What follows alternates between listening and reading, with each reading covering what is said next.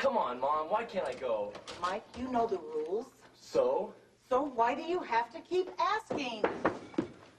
Some home. It's more like a prison.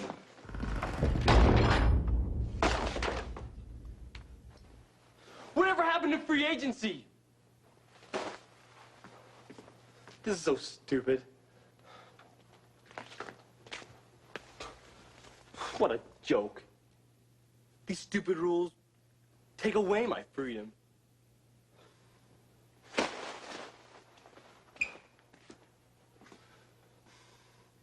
I never have any choices. No thanks, you can keep it.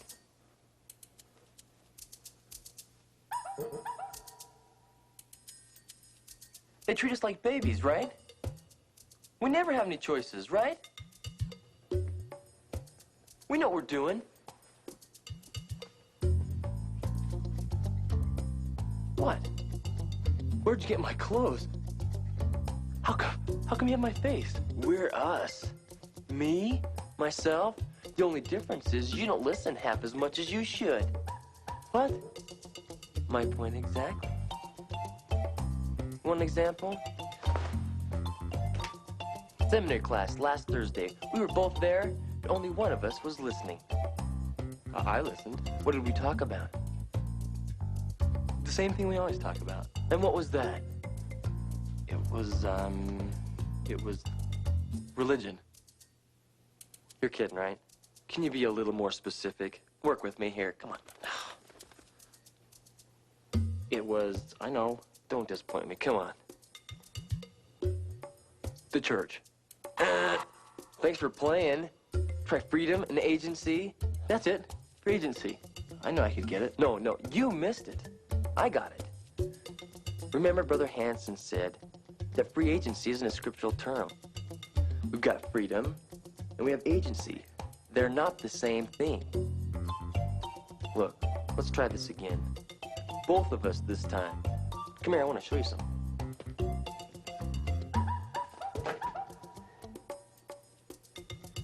You drew this? Hey, what are you doing? We can do better than that. But that took me 2 hours to draw. What a waste of time.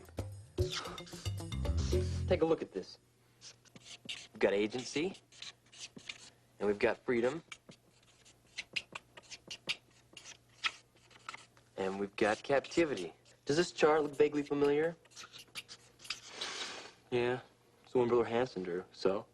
So, we have agency to make right and wrong choices. Right choices lead to freedom. Wrong choices lead to captivity. Yeah, excuse me, but in the real world,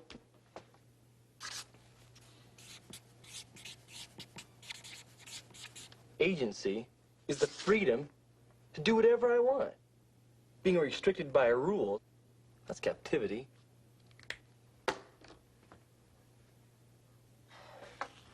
Looks like we're gonna have to start from the beginning. Look, there are 4 things you need in order to have agency. Now pay attention this time. Hey, whoa, what's going on? Let's talk about the power to choose first. Come on down here by me. I can't. Why not? I don't know. Controlling our destiny, that's what agency's all about. This is where the power to choose comes in. This power is given to us from God. Notice how tough it is to make a decision when you don't have the power to choose? Yeah, I noticed. Without the power to choose, the chart would look like this. Now watch. If our only choice was to do good, how could we do anything else? Yeah, I get your point. Good. You want to just float around or come back down here by me? I'd rather spend the rest of my life up here than down there with you. Why do you have to be so difficult?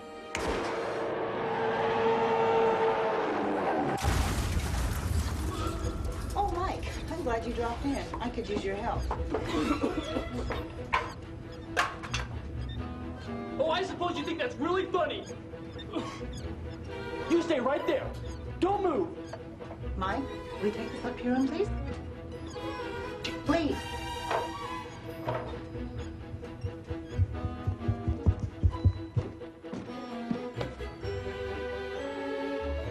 think you're doing? Calm down. Look at this place, my room.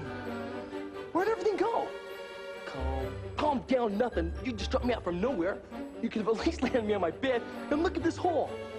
Calm down. I'm just trying to make a point. Well, you made your point. I did? And what was that? What point did I make? Did you pay attention? You said that without the power to choose, right? Keep going. You really can't do anything. That's right. We were talking about the importance of having choices. Here. Well, opposition provides us these choices. Let me show you how this works. On the one side, we have good. On the other side, we have bad. Righteousness, wickedness, holiness, misery. These opposites, pulling in different directions, provide us the variety of choices we can make in this life. That's why we need opposition in all things. We've always wanted to drive that car, right? Yeah, so? How did you...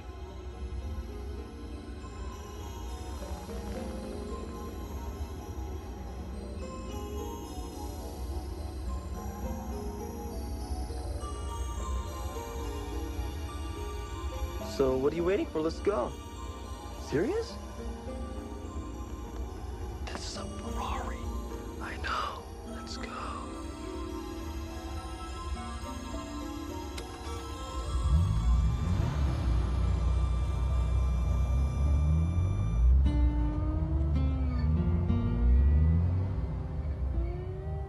I'm in my dream car, and I'm supposed to go 55 miles an hour. Rules are stupid, right? Right. They're too restrictive. And you wish there weren't any, right? Right. Let's try it.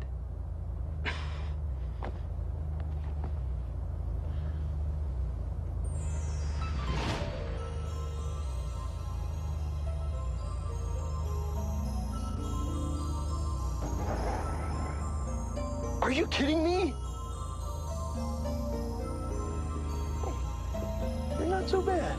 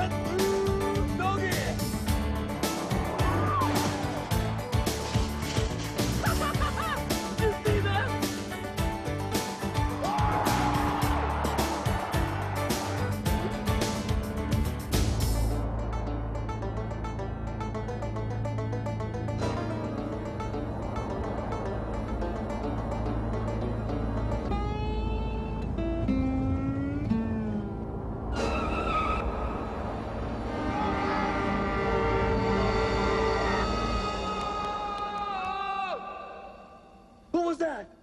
Did you see that? That guy could have killed us. He didn't do anything wrong. Didn't do anything wrong. He was in my lane. There's a point you missed. What? Well, if there is no law, which is what you wanted, then you also have to say there is no wrong. And if there is no law, which law did the truck driver break? None. So what did he do wrong? Nothing, except he was in my lane. Were you in the correct lane? Yes. How do you know that? Because the law says... You got it. The law designates which the opposing choice is right and which choice is wrong. Remember our chart? Right and wrong? Yeah. Let's see how this fits in with God's laws. If God didn't have any laws, could you disobey them? No? Could you obey them? I guess not. Well, if you couldn't obey them, then you couldn't do good or become righteous. So the question is, how are you going to follow Christ if he doesn't have a right way?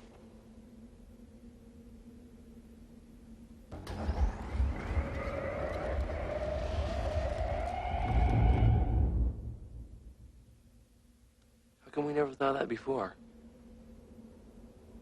I never thought laws guided. I always thought they restricted. Laws designate which choice is right and which choice is wrong. Have you had enough, or are you ready for more? Well, I can't leave my room looking like this. Go open your closet door.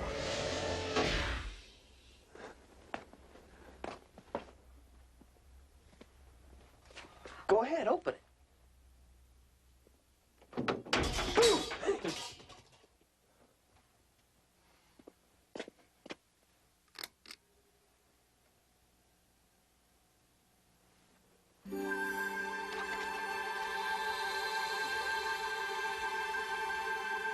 Go ahead. Mom's right. We need to clean out our closet. Pick a door. Any door. Oh, this one. Okay? Go ahead. Open it up. Ow! Ow! What'd you do that for? I didn't. Pick another door. No way. Why not? I want to get electrocuted. Oh, come on, Mike. Just open another door. Okay. Here's one. I'll open this one. There we go. There now. I'm so stupid. What's going on here? What did I do wrong? Looks like you're kind of in the dark, aren't you? I assume you have a point to all this. Of course I do. You probably want to know why you keep getting shocked, right? Right. And you probably want to know which doors are going to shock you and which doors aren't, right? Yeah? Go on. Well, that's just it. That's what the knowledge of good and evil does. Let you know which choices are good, which choices are bad. So how do I find out? Well, you can learn by trial and error. Oh, I just tried that. Why doesn't someone just tell me? Like Mom. What has she got to do with this? I'm talking about sources of knowledge of good and evil. Like our parents, the scriptures, church leaders, the Spirit. Look, let me give you some knowledge right now. You ready? Can you take it? Okay.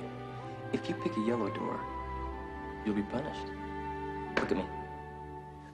If you pick a green door, you'll be rewarded. Yellow, bad. Green, good. That's it? That's it. Obey and be blessed, disobey and be punished. Well, that's easy. I know. Green door. Green door. Green is good.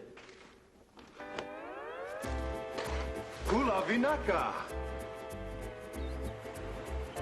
Is this for me? Strawberry. It's my favorite. How did you... Thank you. No. Thank you. Green's good. Green is good.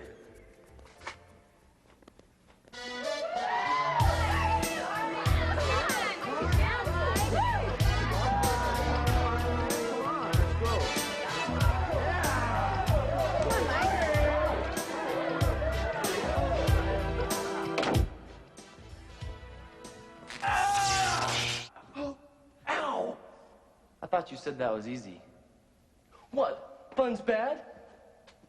No, you made the wrong choice. But that was not fair. Maybe, but it happens to you all the time. More than you even realize. Remember when we were talking about opposition providing us choices? Yeah? Well, it's what we do with those choices that count. That's why we need the knowledge of good and evil. Look, on the one side, freedom and blessings entice us to do good, right? On the other side is punishment. Not too enticing, if you ask me. So what enticed you to choose wrong when you knew it was wrong? Well, that party looked fun. And that girl looked cute, too. The party probably was fun, and she was cute. But Mike, why do you say it wasn't fair?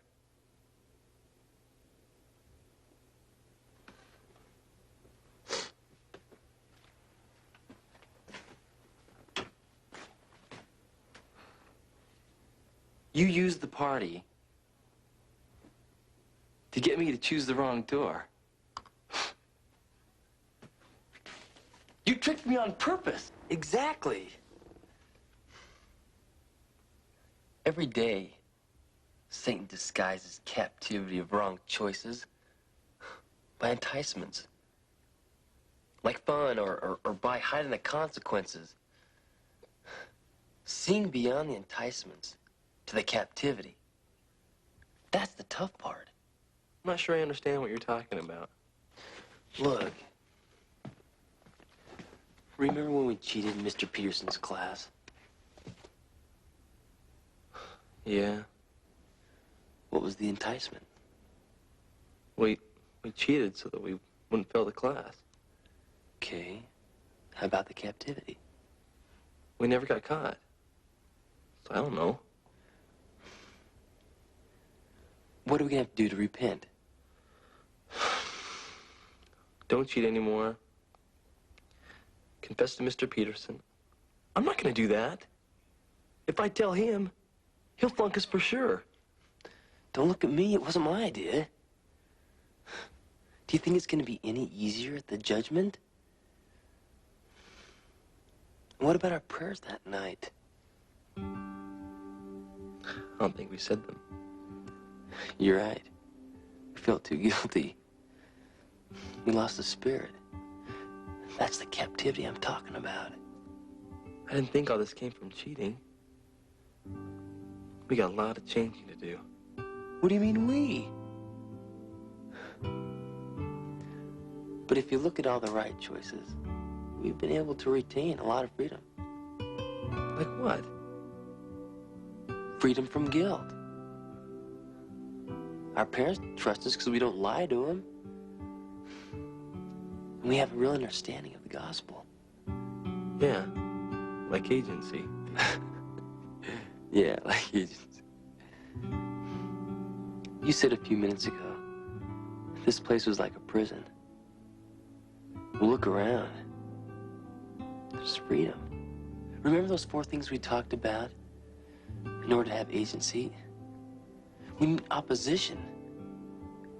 We need the power to choose. We need laws. We need the knowledge of good and evil. You've got those things. Use them. That's what agency is all about.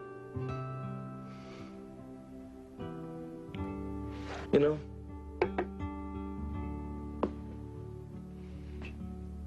you're not so bad after all. Come here. Why don't we go down and explain this agency thing to Mom so she can understand it too?